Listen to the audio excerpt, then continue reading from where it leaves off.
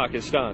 এটি মুক্তিযুদ্ধের একটি ভিডিও ক্লিপ যা তৎকালীন পূর্ব পাকিস্তান থেকে ধারণ করে প্রসিদ্ধ একটি আন্তর্জাতিক মিডিয়ায় সম্প্রচার করা হয়েছিল। Some recruits to the Razakars are students, but many come from the militant wing of the Muslim League. এখানে যেসব রাজাকারদের দেখা যাচ্ছে তাদের কারোরই দাড়ি টুপি কিংবা পাঞ্জাবি নেই, অথচ এই লোকগুলোর কাঁধের ব্যাজে রাজাকার শব্দটি স্টিল দিয়ে খোদাই করা আছে। এই ভিডিওটি সম্প্রচার করেছে আমেরিকা ভিত্তিক আন্তর্জাতিক সংবাদ মাধ্যম এপি বা অ্যাসোসিয়েট প্রেস। মুক্তিযুদ্ধের সময় এই রাজাকারদেরকে গ্রেফতার করে ভারতে নিয়ে যাওয়া হয়েছিল।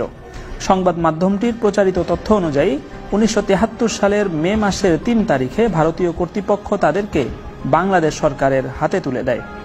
লক্ষণীয় বিষয় হচ্ছে এখানকার একজন রাজাকারের মুখে দাড়ি কিংবা মাথায় টুপি নেই। দর্শক, এবার সাদা কালো কিছু স্থির চিত্র দেখে নেওয়া যাক। এই চিত্রগুলোতেও কোনো রাজাকারের দাড়ি টুপি বা পাঞ্জাবি নেই, বরং ইন্টারনেটে যতগুলো ছবি সচরাচর দেখা যায় তার প্রায় কোনোটির সাথেই বর্তমান টিভি সিনেমার কাল্পনিক রাজাকারদের কোনো মিল নেই। ঐতিহাসিক ভিডিও কিংবা ছবি নিয়ে বিশ্লেষণের পাশাপাশি বিষয়টি আরও গভীরভাবে জানতে এমবিএ কথা বলেছিল কয়েকজন মুক্তিযোদ্ধার সাথে। আসলেই কি দাড়ি টুপি রাজাকারদের পোশাক ছিল? না, এটা ছিল না।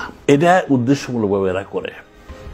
তখনকার ইতিহাস যদি দেখেন, দেখবেন যে রাজাকার বলতে যে ছেলেরা এরা অধিকাংশ তরুণ, যুবক নয় কেউ। দাঁড়িয়ে আসবে করতে গিয়ে দাঁড়িয়েটার বয়সই হয় নাই তার।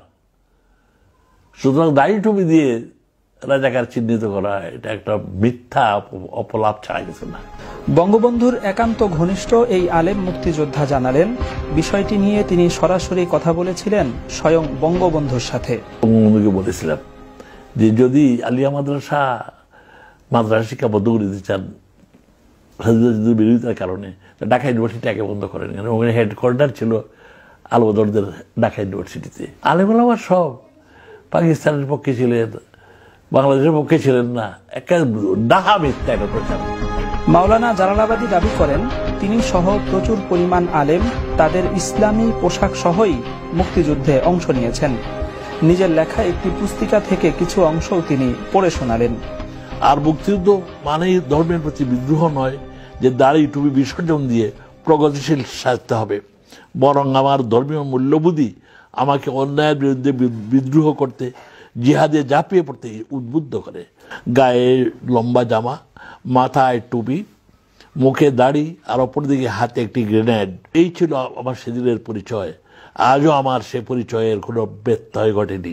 দাড়ি টুপি, লম্বা জামা এই দেখে যদি রাজাকার আলবদর চিহ্নিত করা হয়, তা আমিও দেশের একজন শ্রেষ্ঠ রাজাকার, কারণ এটা আমার চিরদিনের পরিচয়। এই পোশাক বাদ দিয়ে আমি ল্যাংটা মুক্তিযোদ্ধার সাথে রাজি নই। সচেতন আলেম সমাজও সোচ্চার এই বিষয়টি নিয়ে। রাজাকার দেখতে হচ্ছে এই যে রাজাকার যার মাথায় টুপি থাকবে, মুখে দাড়ি থাকবে। 1971 মুক্তিযুদ্ধ তো দাড়ির বিরুদ্ধে হয় না, 1971 মুক্তিযুদ্ধ তো টুপির বিরুদ্ধে হয় না, 1971 মুক্তিযুদ্ধ ইসলামের বিরুদ্ধে হয় না। আমরা দেখেছি মুক্তিযুদ্ধের ইতিহাস পাঠ করে জেনেছি, মুক্তিযুদ্ধ চলাকালীন মুক্তিযোদ্ধা অনেক 2 রাকাত সালাতুল হাজ পড়ে তারপর অভিযানে বের হতো। মুক্তিযুদ্ধ জাদুঘরে দেখেছি ওই সময় যে সমস্ত রাজাকাররা ধরা পড়েছিল তাদের অধিকাংশের মুখে দাড়ি ছিল না, মাথায় টুপি ছিল না। প্রশ্ন হচ্ছে, ব্যাপারটি যদি অবাস্তব হয়েই থাকে তাহলে এর পেছনের উদ্দেশ্য কি? এগুলো উদ্দেশ্যমূলক, জাতিকে বিভক্ত করে রাখার জন্য। এমন এক পরিস্থিতি দাঁড় করাতে চায় যেন আস্তে আস্তে একটা প্রজন্ম তৈরি হয় যাদের দিলের মধ্যে দাড়ির প্রতি ঘৃণা তৈরি হবে, টুপির প্রতি ঘৃণা তৈরি হবে। বিষয়টিকে কিভাবে দেখছে দেশের তরুণ প্রজন্ম? 1971 সালে আমরা রাজাকারদের যতগুলো ছবি নেটের মাধ্যমে দেখতে পাই, তাদের কারোরই দাড়ি টুপি ছিল না, বরঞ্চ তাদের পোশাক পরিহিত ছিল ক্লিন শেভ এবং শার্ট প্যান্ট লুঙ্গি। যদিও দাড়ি টুপিওয়ালা 2-1 রাজাকার থেকেও থাকে, এর চেয়ে অনেক বেশি দাড়ি টুপিওয়ালা মুক্তিযোদ্ধা ছিল, কিন্তু তাদেরকে তো দেখানো হচ্ছে না। এর মাধ্যমে আমাদের এই প্রজন্মকে কি ইতিহাস শেখানো হচ্ছে নাকি ইতিহাসকে বিকৃত করে দাড়ি টুপির প্রতি ঘৃণা শেখানো হচ্ছে? 1971 সালের মহান স্বাধীনতা যুদ্ধে যারা মানবতা বিরোধী অপরাধে যুক্ত ছিলেন তাদের অবশ্যই শাস্তি হওয়া উচিত, কিন্তু তাদের উপর সওয়ার হয়ে স্বাধীনতার 50 বছর পরে এসেও দাড়ি এবং টুপিকে মুক্তিযুদ্ধের বিরোধী শক্তি হিসাবে উপস্থাপন করার যে অপচেষ্টা, এটি সত্যিই দুর্ভাগ্যজনক।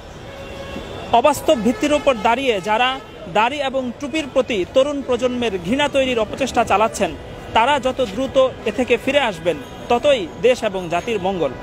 শাহ মোহাম্মদ খালিদ, MBA, ঢাকা।